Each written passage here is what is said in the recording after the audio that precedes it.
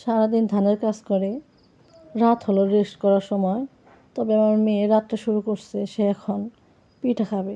রাত 8টা-9টা বাজে। এখন আমি কি পিঠা বানাই দিব, তাই ঘরে কিছু উপকরণ দিয়ে সিম ফুলের পিঠা বানিয়ে দিলাম। সবাই ধৈর্য সহকারে আমার ভিডিওটি দেখবেন। আসসালামু আলাইকুম, মুক্তি ভিলেজ ব্লগে সবাইকে স্বাগতম। আশা করি সবাই ভালো আছেন। আলহামদুলিল্লাহ, আল্লাহর রহমতে আমিও ভালো আছি। সিম ফুলের পিঠা বানাতে প্রথমে আমার লাগবে একটা বাটি। বাটিতে আমি পরিমাণ মতো আটা নিয়ে দেব। আটা দিয়ে ওখানে একটু তেল দিয়ে দিব। তেল দিয়ে ভালোভাবে মাখাবো, যে পর্যন্ত হাতে মোয়া মোয়া না হয় আটাগুলো সে পর্যন্ত মাখাবো। তারপর আমি কালো জিরা দিয়ে দিব। কালো জিরা দিলে খেতে একটু বেশি ভালো লাগবে পিঠাটা। কালো জিরা দিয়ে ভালোভাবে মাখাবো। পানি দিয়ে পরিমাণ মতো পানি দিয়ে ভালোভাবে মিশিয়ে দিব। ভালো একটা ডো তৈরি করতে হবে, কারণ এটা রুটির মতো করতে হবে। এই জন্য ভালো ডো বানিয়ে নিলে একটু বানাতে সুবিধা হবে। ডোটা তৈরি করতে অল্প অল্প করে পানি নিলে ভালো হবে, কারণ একেবারে পানি নিলে হয়তো বেশি হতে পারে। এই জন্য অল্প অল্প করে পানি নিয়ে ভালো একটা ডো তৈরি করে নিলাম। ডো তৈরি করার পরে একটু ভালোভাবে তেল দিয়ে মাখিয়ে নিতে হবে। 4-5 মিনিট রেস্টে রেখে দিতে হবে, তাতে রুটিটা বানাতে ভালো হবে। এখন আমি তেল দিয়ে মাখিয়ে নিব। মাখিয়ে নিয়ে ঢেকে রেখে দিব। ঢেকে রেখে দিয়ে কিছুক্ষণ পরে আমি রুটি বানাবো। রুটির জন্য ডো তৈরি করতেছি।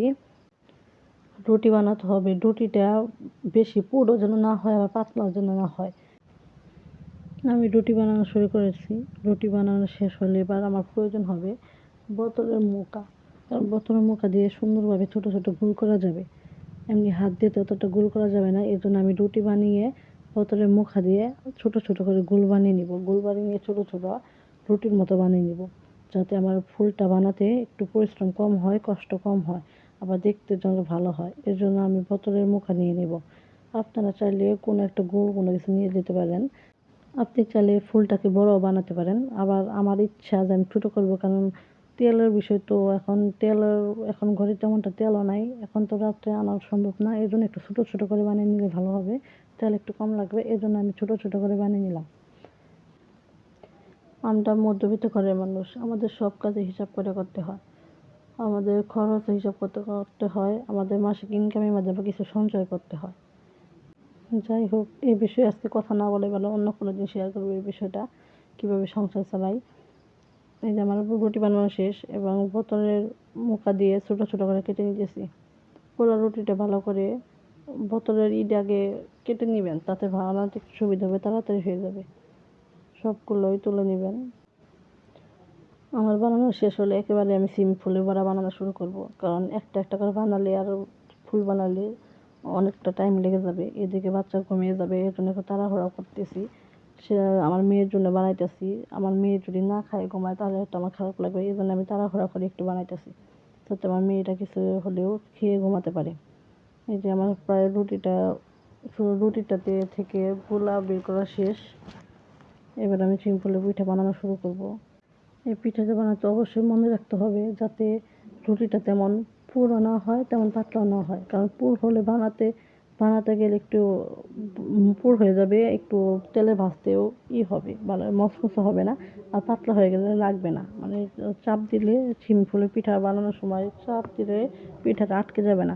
এর জন্য মিডিয়াম মতো রুটি বানাতে হবে, যে কতটা পরিমাণে মোটা রাখলে কি পাতলা রাখলে পিঠাটা ভালো হবে, এর দিকে আন্দাজ করে বানাতে হবে। আমার বুড়িটা আমার সাথে বানাতে চাইতেছে, তবে আমি ঠান্ডা দেখে এখন বানাতে দেবো না, না করতেছি। হাত নিয়ে আমি রুটিগুলো থেকে ছোটো ছোটো রুটি বের করে নিয়েছি। এবার আমি পিঠা বানাবো। দেখেন কীভাবে পিঠা বানাবে, অবশ্যই ভালো করে দেখতে হবে, কারণ পিঠা বানাতে ফুলটা কেমন করে বানায় এটা না দেখলে তো পারবেন না। এই যে ভালোভাবে বলে নিয়ে চাপ দিলে এই যেন সিম ফুলের মতো হয়ে গেছে। এটা সিম ফুলের পিঠা। এভাবেই পিঠা বানিয়ে নেবেন আপনার যতটা ইচ্ছা। কিন্তু এই পিঠাটা বানাতে আটাও কম লাগবে, ময়দা কম লাগবে, চিনির সংখ্যা কম লাগবে। যত টাকা পারেন সব কিছুই কম লাগবে। আমার বানানি শেষ।